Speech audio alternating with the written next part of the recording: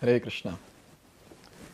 So Krishna, he described very clearly that the living entity, when he has come to this material world, he is conditioned by the three modes of material nature, that is goodness, passion and ignorance. Now Krishna is going to elaborate one by one about how a living entity gets conditioned mode of goodness, in passion and in ignorance. So now Krishna is going to speak exclusively about conditioning in goodness. So let's see that in Shloka number 6. Tatra sattvam nirmalatvat prakashakam anamayam sukha sangena badhnati jnana sangena chanagha. So here Krishna is saying, O Anagha, O sinless one, Tatra Sattvam Nirmalatvat, the mode of goodness, that is Sattva Guna, is more purer, is Nirmalatvat, as compared to others. And what is the effect of that? Prakashakam Anamayam, it is illuminating and it frees one from all sinful reactions. Sukha Sangena Badhnati, Jnana Sangena Cha. Those situated in this mode, what is the problem? What is the conditioning? It is conditioned by sukha, that is sense of happiness, and jnana, that is knowledge. So basically Krishna is saying here, the ones who are in mode of goodness, prominently in mode of goodness, they are conditioned by the sense of being happy and the sense of being knowledgeable. A very, very important shloka to understand that how even in mode of goodness, the person cannot break the cycle of birth and death. Here it is said, the living entities conditioned by material nature are of various types. One is happy, another is very active, and another is helpless. All these types of psychological manifestations are causes of entities' conditioned status in nature. So we'll see these different categories of people. Some are very happy and satisfied, some are hyperactive, going around running and running and running, and some are helpless and lazy.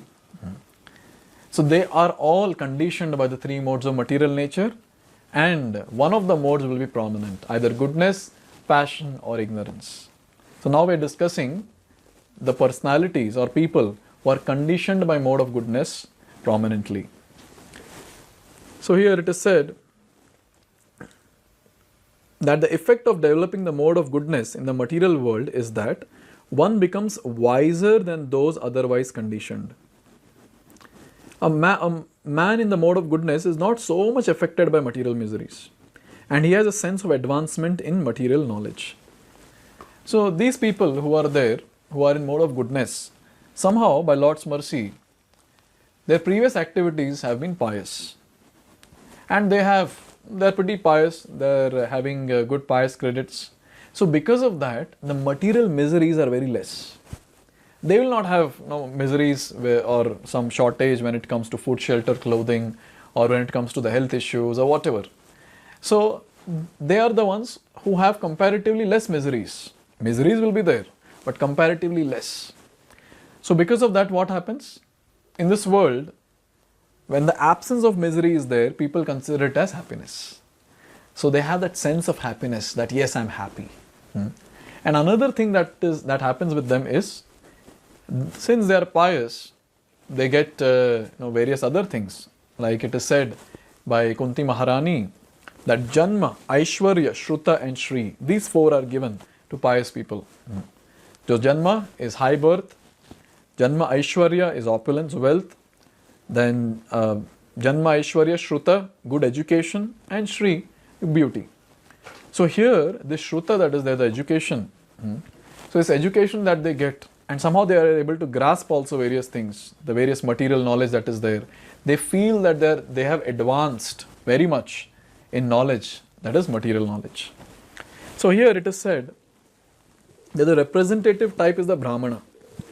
Now Brahmana is in the mode of goodness. The sense of happiness is due to understanding that in the mode of goodness, one is more or less free from sinful reactions. Actually, in Vedic literature, it is said that the mode of goodness means greater knowledge and greater sense of happiness. So the person in past lives, he has been a bit pious. I'm talking about the material piety, not spiritual piety. So materially pious. So not much of the sins done. So not very sinful. Very little amount of some sinful reactions might be there. So such a person, for sure, he will not have much suffering materially. He will not have much suffering. So automatically the sense of happiness will manifest.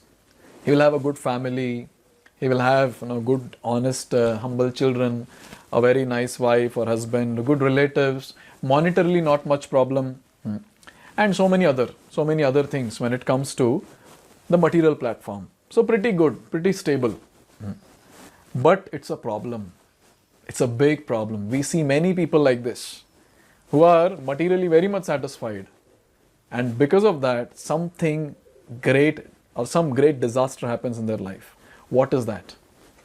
Let's discover that now. The difficulty here is that when a living entity is situated in the mode of goodness, he becomes conditioned to feel that he is advanced in knowledge and is better than others. In this way, he becomes conditioned.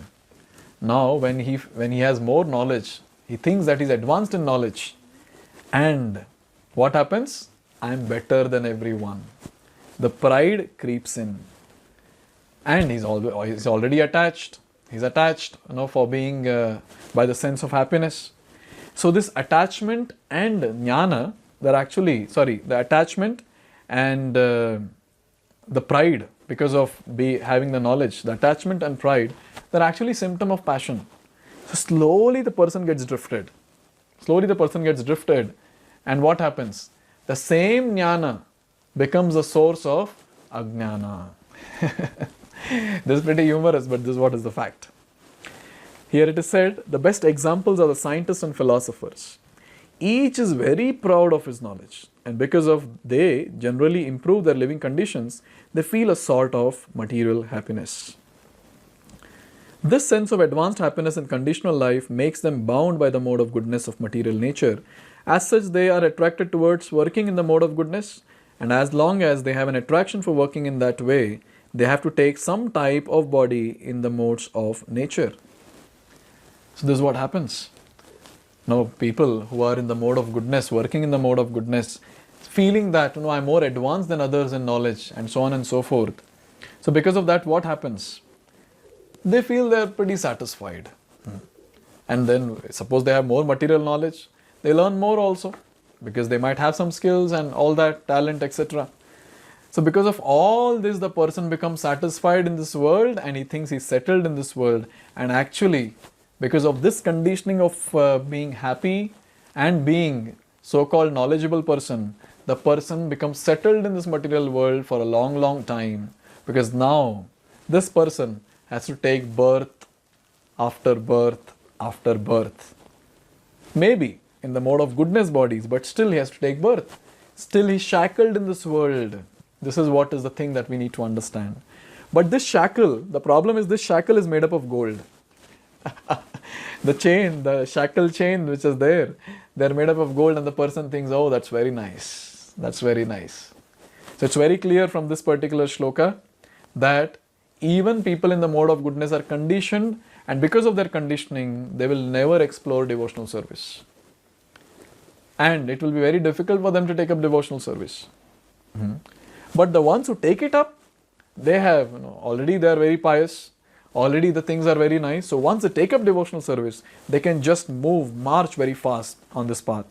But to take up to devotional service, the person will keep thinking, no, anyways, I'm happy. Why should I do this? Why should I do that? Oh, what is the need of discussing about suffering and death and other things? I don't have any suffering as such. Sometimes such people go on to say that, see, as of now, I don't need Krishna. Everything is good in my life. Such is the precarious condition of the mode of goodness personalities. So here it is said, thus there is no likelihood of liberation or being transferred to spiritual world. Repeatedly one may become a philosopher, a scientist or a poet, and repeatedly become entangled in the same disadvantages of birth and death, but due to illusion of material energy, one thinks that that sort of life is pleasant and he'll remain settled in this world. Now this is about mode of goodness people. They are conditioned badly by what? By sense of happiness and sense of being advanced in material knowledge. What is the conditioning of the person in the mode of passion? So let's see that in the next video. Hare Krishna. Hare Krishna, Krishna